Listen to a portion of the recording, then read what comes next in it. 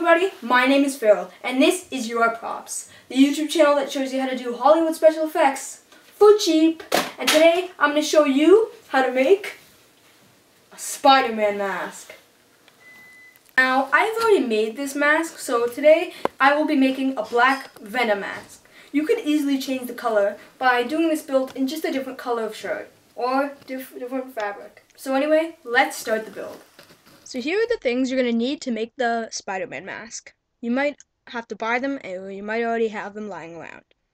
First, you're going to need some sunglass lenses. You're also going to need some mesh material, craft foam,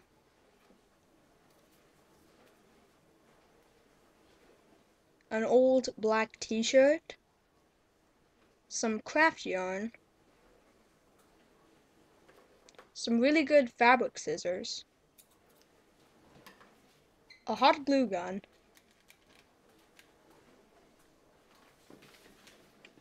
and templates for the eyes and the design of the web on the mask.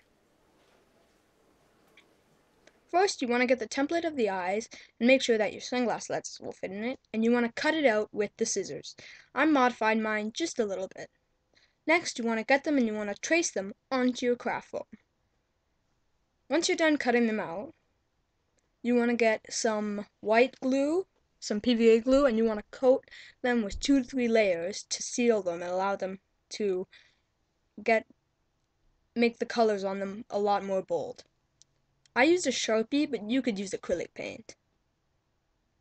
Once you're done, they should look pretty nice, and you want to get some mesh and you want to cut out some pieces that would fit inside your frames. Now, once those are done, you want to hot glue them in, and don't be very careful with the hot glue because you might see it through little cracks in between the mesh and the actual frame. Now you want to get your sunglass lenses, and again you want to hot glue those to the entire thing, and once you're done that, you should be done your eye lenses. They look absolutely great no matter who makes them or no matter how you make it. They always come out fine, really. So yeah. So once you're done those, it's time to make the actual mask. Get your old or new black t-shirt and get your scissors and cut a line right below the armpit area. Since the t-shirt, you don't want the arms. Now you're going to have this big loop that would go around your abs and back area. Now you want to cut a line right up through it. Once you're all done, unwrap it and you'll be left with a big sheet of black fabric. Now for the template. I'm using a template made by Daily One Lomo, the YouTube user. He is an incredible DIY builder. I mean, just check the link in the description and I'll explain it all there. I also taped them together. I made 2 and I taped them together at the nose so then there's no seam there. Then I got a magic marker and I traced the whole thing. And you can't see it very well on camera, but you can see it very well in real life. Then you want to get some scissors and you just want to cut it out and do the neatest job that you can, because if you hurry and you don't do a good job, then it will prove otherwise once you're all done. It's really not a good thing. It'll leave bumps in the top of your mask and you don't want that.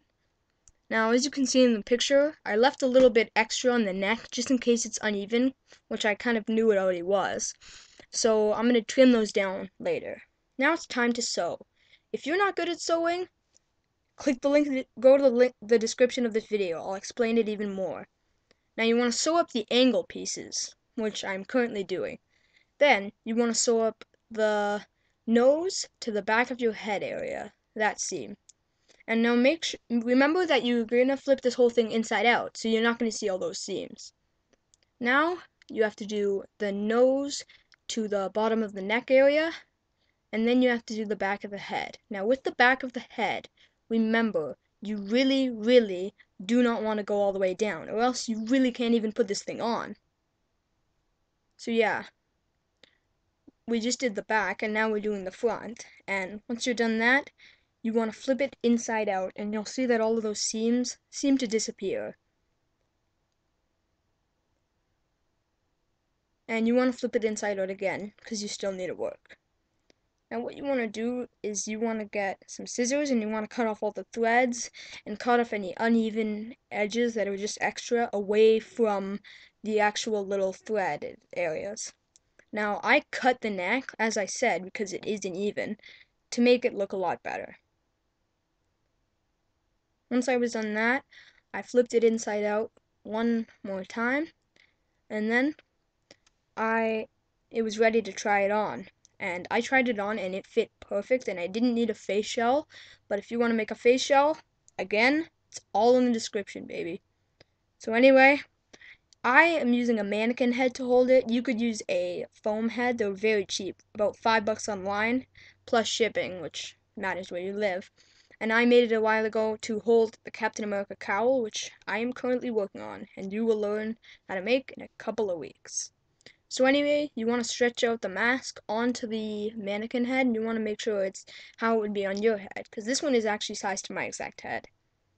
Then you want to get your eye lenses, and you're going to see where they would go on the mask. Then you want to get a piece of scrap plastic, or cereal box cardboard works really good too. And you want to cut out the exact eye frames, as you did before, the black part.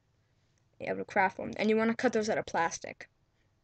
These are going to be used to hold the fabric in its shape, because if you just cut the holes and glue the lenses, there will be all these wrinkles, and the fabric can't hold its shape. It's not strong enough, or thick enough. So anyway, you want to take the mask off, flip it inside out, so then the seams are facing you, and then you want to put it on the mannequin. And that is what is going to allow you to put the plastic pieces in, and then cut the holes, because you will not see the plastic when it's actually in its like outside out and inside in. Anyway, at the time I didn't cut those out yet, so yeah, I cut those out. And I got the hot glue gun, and you want to apply just a lot, not a lot, but not a little either. You have to know it, like you have to get used to putting the hot glue on just right.